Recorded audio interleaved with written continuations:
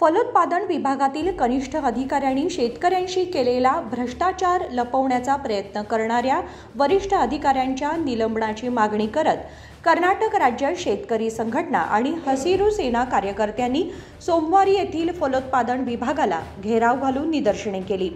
शासकीय योजनेसाठी निवड झालेल्या रायबाग तालुक्यातील बस्तवाड गावातील अनुसूचित जातीतील एका अशिक्षित गरीब शेतकऱ्याची फलोत्पादन विभागाच्या कनिष्ठ अधिकाऱ्यांनी बनावट स्वाक्षरी केली होती। याबाबत लोकायुक्तांकडे तक्रारही करण्यात आली असली तरी उद्यान विभागातील वरिष्ठ अधिकारी भ्रष्ट अधिकाऱ्यांना संरक्षण देत आहेत, त्यांच्या तात्काळ निलंबनाची मागणी केली।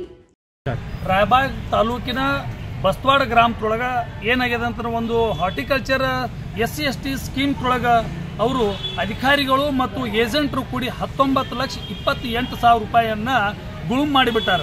ಇದು ಇಡೀ ತಾಲೂಕಾದ್ಯಂತ ಜಿಲ್ಲಾದ್ಯಂತ ರಾಜ್ಯಾದ್ಯಂತ ಇದ್ರೂ ಸಹ ಇದನ್ನ ಒಂದು ಸ್ಕೀಮ್ ಮುಖಾಂತರ ರೈತರಿಗೆ ಏನೋ ಒಂದು ಆಮಿಷ ಒಡ್ಡಿ ಇದನ್ನ ಅವರು ಏಜೆಂಟರು ಮತ್ತು ಅಧಿಕಾರಿಗಳು ಕೂಡ ಇದನ್ನ 19,28,000 ರೂಪಾಯಿಯನ್ನ ಇದನ್ನ ಸಂಪೂರ್ಣವಾಗಿ ಅವರ ಫೋರ್ಜರಿ ಮಾಡಿ ರೊಕ್ಕನ ತಗೊಂಡ್ಬಿಟ್ಟಾರ। ಇದಕ್ಕೆಲ್ಲ ಸಾಮೀಲುಗಳು ಅಧಿಕಾರಿಗಳು ಇದನ್ನ ವರದಿ ಜಿಲ್ಲಾ CO ಸಾಹೇಬರು ಸಹಿತ ಇದನ್ನ ವರದಿ ಕೊಟ್ಟಾರ। ಇದಲ್ಲದೆ CR ಸೆಲ್ SP ಸಾಹೇಬರು ಸಹಿತ ಇದಕ್ಕೆಲ್ಲ ವರದಿ ಕೊಟ್ಟರು ಸಹಿತ 4-5 ತಿಂಗಳು ಆದರೂ ಸಹಿತ ಇವರು ಯಾರೂ ಅಧಿಕಾರಿಗಳು ಕ್ರಮ ತಗೊಂಡಿಲ್ಲ।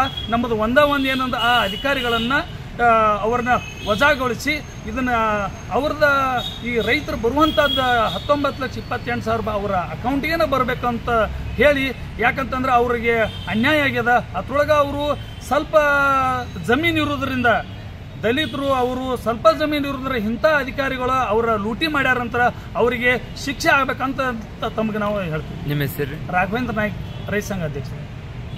रवींद्र हकाटे, मारुती काकीमणी, अशोक कारेपगोळ, शिवानंद सौसुद्दी, कल्लाप्पा गुडीमणी या दोषी अधिकाऱ्यांनी त्यांची मालमत्ता जप्त करून गरीब शेतकऱ्याला न्याय द्यावा अशी मागणी त्यांनी केली आहे।